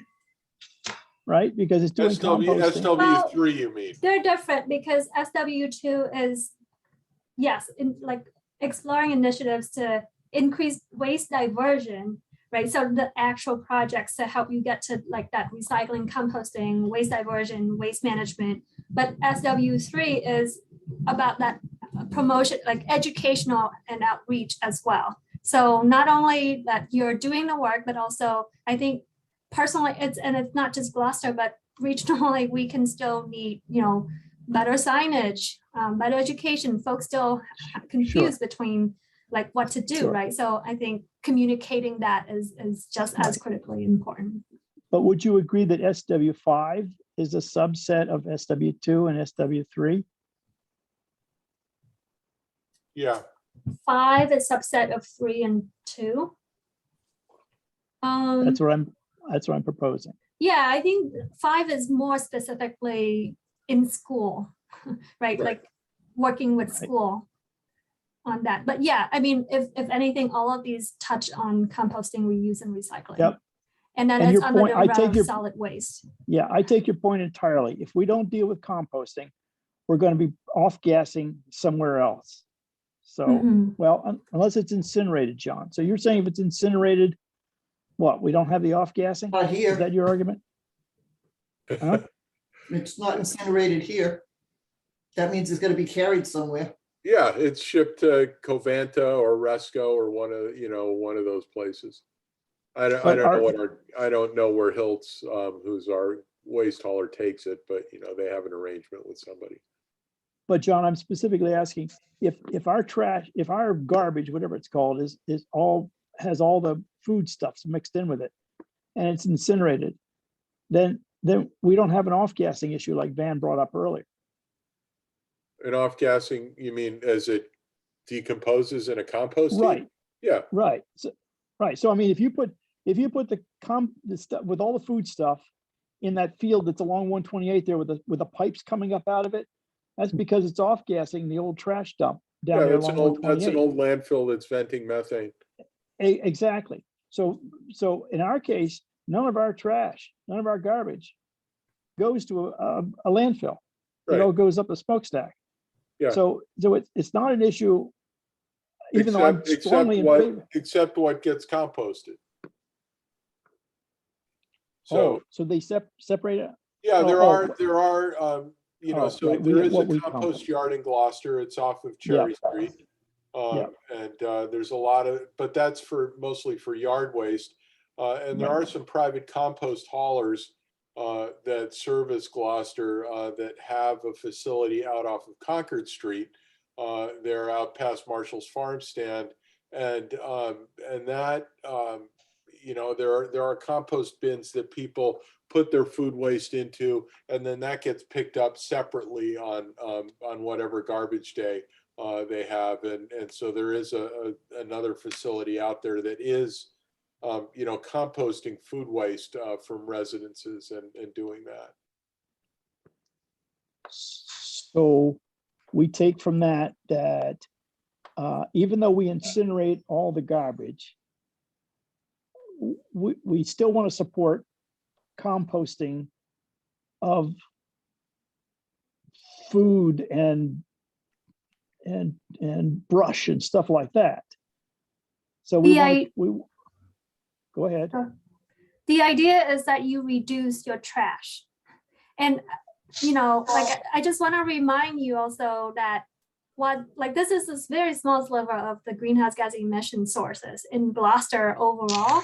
But I think this is an important category because this is, as you can kind of see, this is within the realm of influence for the city. And this is a lot that, important things that residents and businesses can take on as well within their homes, within their, more locally, right?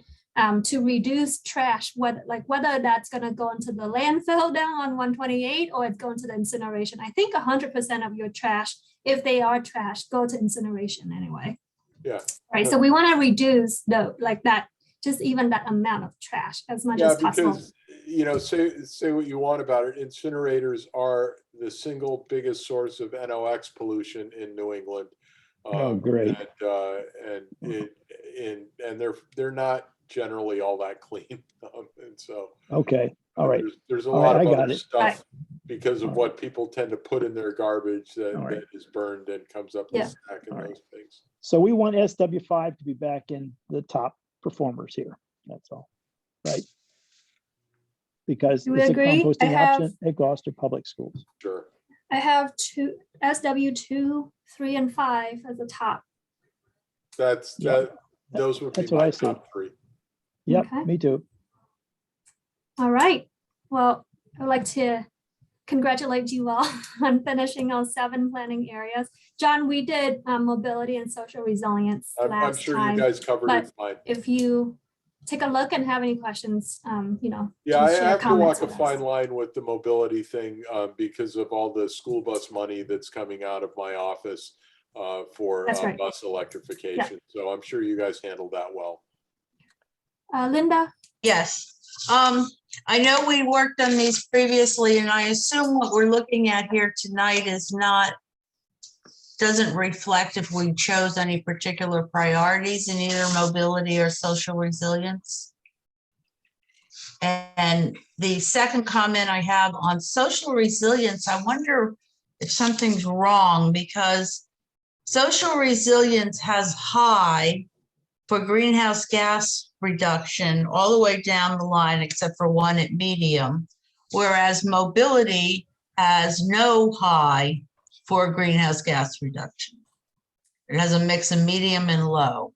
So I don't know if something happened, or is this, there was so much to focus on the first time we took a look at this that you wanted to pull your hair out kind of thing.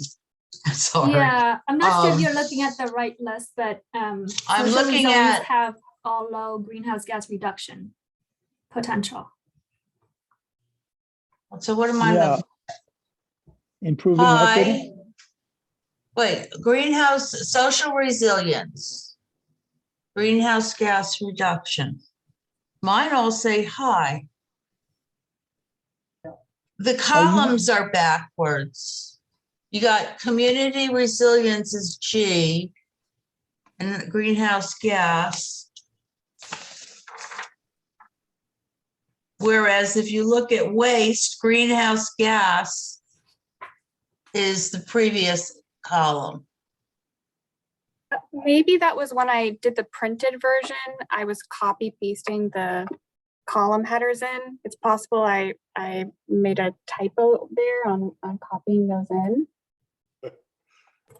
Okay, So the Excel spreadsheet is still the same, but it's possible the printed version on that one, they got swapped. The okay. printable version, because on that one I had to fit it to the page and Mhm. everything, and All right, so you may want to double check that, Gemma. This is the first time I'm noticing this because it was so blatant on social resilience and possibly mobility. So on mobility, there was absolutely no. No high. Well, then there was no, there was no X at any under the highest priority, community selection as highest priorities. I was surprised that the community didn't think any of this was highest priority. Yeah, I would say take that with a grain of salt too, because that was just a very small number of folks that, took that provide input at the open house on that categories. Maybe because we ran out of time until it gets to that question, as well as on the survey. Well, So maybe that is that- just sort of like a reference point for you to Yeah. show some reaction, but it's definitely not representative of the community. Well, you know what, on the other hand, if only a very small number of people did select to be in that group, maybe that does say something. So, I think this was discussed in the previous meeting, then why have it on here? Because someone else looking at the spreadsheet may assume that carries some weight. Either it's a high priority or it shouldn't even be on here if it makes no difference. Yeah, I think that's partly why, based on your feedback, we gray it out. I want to keep it here, but it's got grayed out, and there's no scoring contributing to the total score of. I got that. It's just that it can sway someone when looking at this and say, oh, well, the community thought this was a high priority. My suggestion is just get it off of there, but that's that. Wait, what are you talking about taking off, Linda? The very last column is called community, what's it called, priorities? Community selection is highest priority. Most of them are blank. So when you look at it, it appears that they picked the few that are the highest priority. yeah, because I took it into account. Yeah, so So we either take it into account or we don't. So are you saying we do or we don't? I don't know. I don't know either. Dan? So if I could just ask, are you saying that on this particular spreadsheet, column G, and column H, or whatever have been swapped, and they're in a different sequence on the others? No, what Gemma it just is? explained that the printed version came out differently. I'm looking at a printed version here, Yeah, me too. and I didn't look back up at the screen, so. But what I'm now discussing, Bob, is this last column titled Yeah, I Community understand, yeah. Selection as Highest Priorities. I understand that. Okay, I don't know how when you print something out, you can swap columns, but that's another, discussion. I mean, Something happened on the interwebs. okay, I'm going to stop sharing. Yeah. To conclude this exercise. I really appreciate your thoughts and comments and concern and your pick here. There's a lot for us to, I'll go back to the drawing board a little bit and discuss with, Greg and Gemma and Prince Lily's project team in terms of, how to move forward. But I think we agree with your suggestions and noted your comments tonight. So that this will be helpful in terms of how we write up the draft plan for your review next as well. Okay. Okay, so we have another meeting scheduled for June 15th. Is that still on, Gemma?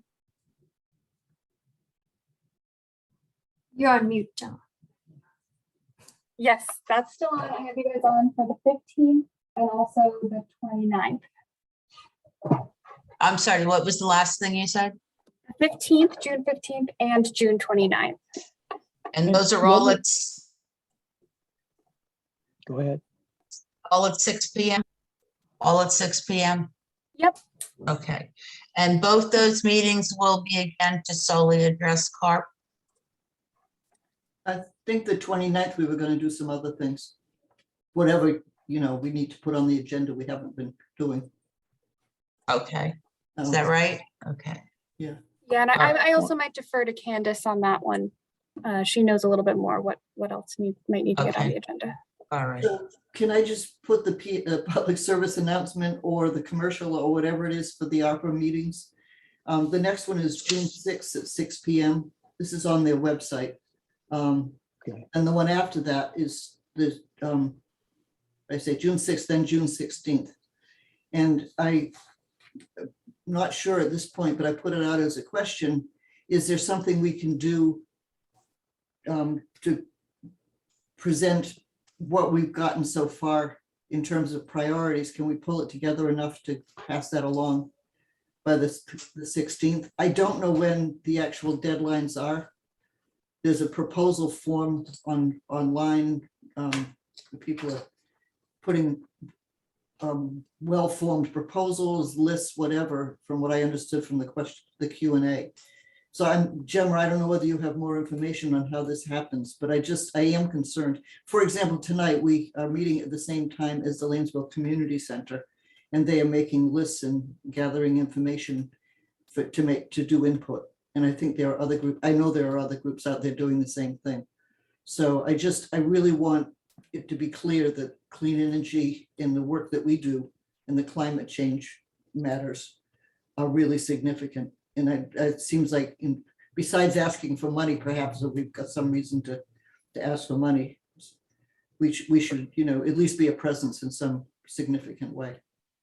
So I would suggest at least that we figure out what we do with the priorities we're coming up with by our next meeting, which might be, I don't think it's going to be too late. I mean, it seems absurd that everything would be over after the last listening post. But maybe, Gemma, if you have your ear to the ground, maybe you'll have more of a sense of how this thing is going. The first 15 minutes of the one that I went to was an overview of how things work. And I think they're making it up as they go to some extent, just because that's how things are. But there's quite a bit of information on there, but I just really don't want to see climate change just sort of fall through the cracks, which, that's my concern. especially when it was so close in timing with this whole thing. So what I'll say is that I'm not sure if that would be a worthwhile thing to do. Obviously, this is a plan that's endorsed by the city, and the city, got the funds to do it. And we've had input from city departments and things like that. But in terms of those listening sessions, I'm not actually sure, and maybe I can ask around and see if there would be something worthwhile there. But again, I think the key is also that this is a city climate action plan that will be coming out of the city, endorsed by the city. So, but there is a point. I mean, right? I don't necessarily mean that we have to do something at the listening post, although that seems to be a vehicle of some sort. But what I am saying is that if we're coming up with a bunch of priorities and there's $23 million and people are saying, hey, how should we spend this? It seems like we should at least say, hey, we have some ideas somehow. I mean, really, I don't know how, but it seems like it's all happening at the same time. And God, I hate to see money left on the table. Van, I think, I've worked in the government enough, John, by the way. I was as a business manager and the financial person and the contracts person and a bunch of other bull that I really think about what is this when there's money sitting there. Right. How do you say it so you get it? That's Right. And I think there'll probably be, as we're going through this, a little bit of discussion, at least of funding sources and things like that. So maybe that could go in there to some extent. But I can talk about this a little bit more with Greg and Van, and we'll see, what might be the best way to kind of make sure that it's mentioned in there. And again, it's a plan endorsed by the city. So the city would hopefully leverage a lot of different funding streams, especially grants, to try and move these things forward. Actually, I did mention in the email I sent around, I said, absolutely, I'm not speaking for the commission. I just want to flag the fact that this is going on. And the people that would, asking questions that were on the listening committee were saying, can you give us something more definite? And we'd like to hear it. And yes, they mentioned there were other funding streams too coming up. But I'll send the email again if you want. But I think that it was informative to see what was going on there. So just But two I questions. promise you, I swore up and down, I did not speak for the commission. I only said, hey, this is going on. And they said, what would you say the priority? I said, I won't say that.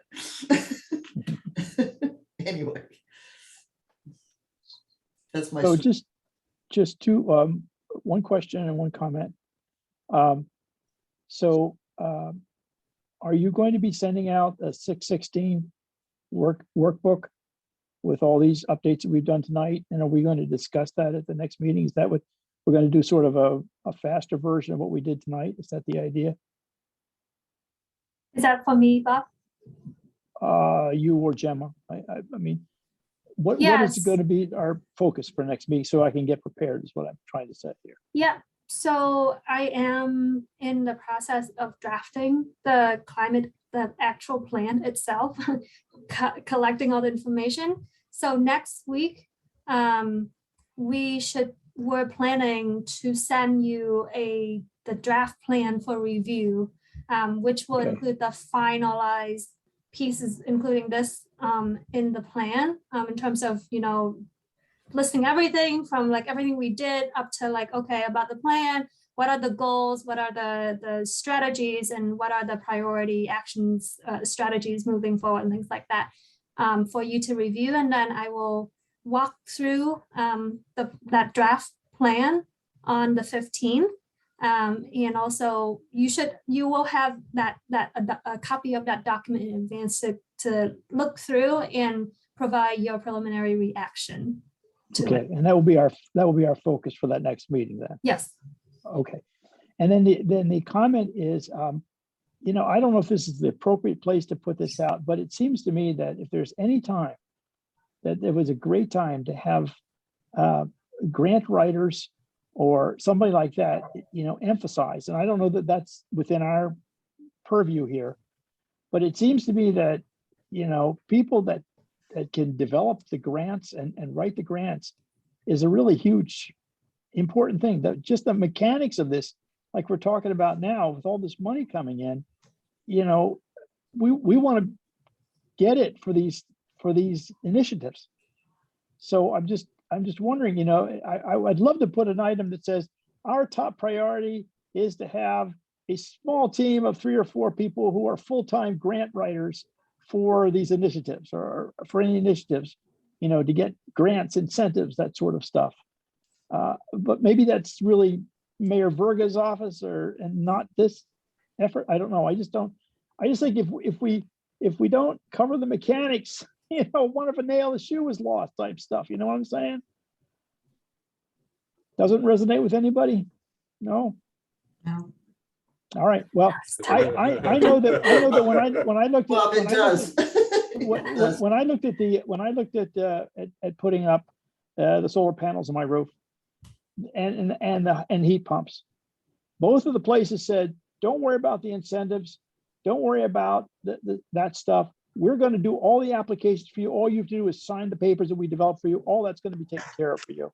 And I think we're going to be in a similar situation for a lot of these initiatives that we're working on here, is that if we don't have people that knowledgeably know how to fill out the forms and apply for these things, we're going to have a bunch of ideas that don't get done because we didn't have the people that requested the money to fund them. Community development does have a grants office. I think that, right, I think that's Yeah. in Gemma's and Greg's wheelhouse, Yeah. you know, to address, and they can figure that out and ask us for help as they need it. Yeah, well, and that- it'd be nice if they had more staff always, no matter what Yeah. no matter what. I've never seen a know, local even- government that doesn't want a budget for more staff, so right. it's nothing new here. The thing is, Right. from their point of view, I would say, and I've been there, what happens is you don't just go out and write a bunch of grants and then say, oh my God, what are we going to do? You then have to do what you said you were going to do in the grant. You know, the implementation, did we really need this, or do we just grab money? I'm being wise. Yeah, of course you do, but again, that's, you know, that's for Well, that's them the to grants come and office ask for stuff. us if they need support on it. Right. That's not our role to Right. tell them Right. how to do their stuff. And Right. you do have under the very beginning evaluation criteria, which is the second to last column, barriers to implementations, city staff capacity, Exactly. political Exactly. funding. Yeah, so that's already in the scoring. So it's considered, I guess. Right. All right. Okay. So I would just say to Gemma, please reach out to us if we can do it, because I would hate to see these initiatives lost because you couldn't find a full or part-time grant writer to implement this stuff. So I would be very vocal in supporting you if that was a necessary thing, if you were understaffed in that area, because I think it's really important. There's a lot of money and we've got to be in the right place in the right form to get it. That's all I'm saying. Thanks.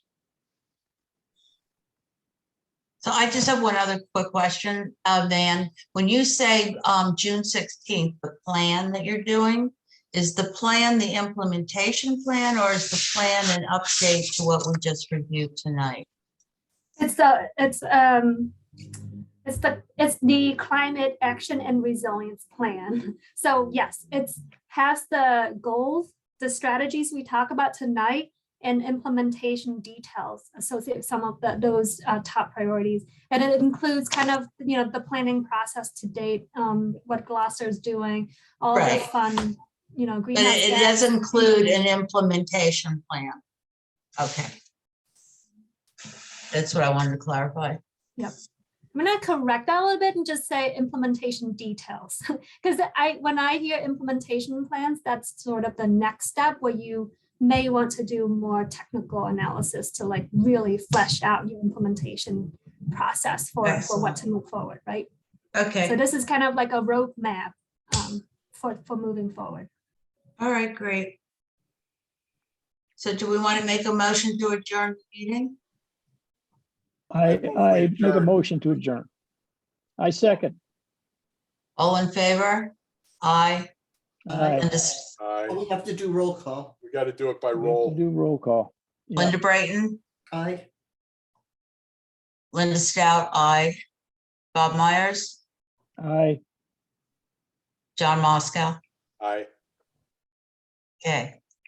Can we go home, Gemma? Yes, thank you everyone so much. Thank you. I know Great this is a Alright. lot of work. Great meeting. and Way to go. Alright. way Thank you to so go. much. I really It's been care. Thanks. Bye-bye. All Have a good right, evening, bye. guys. Bye.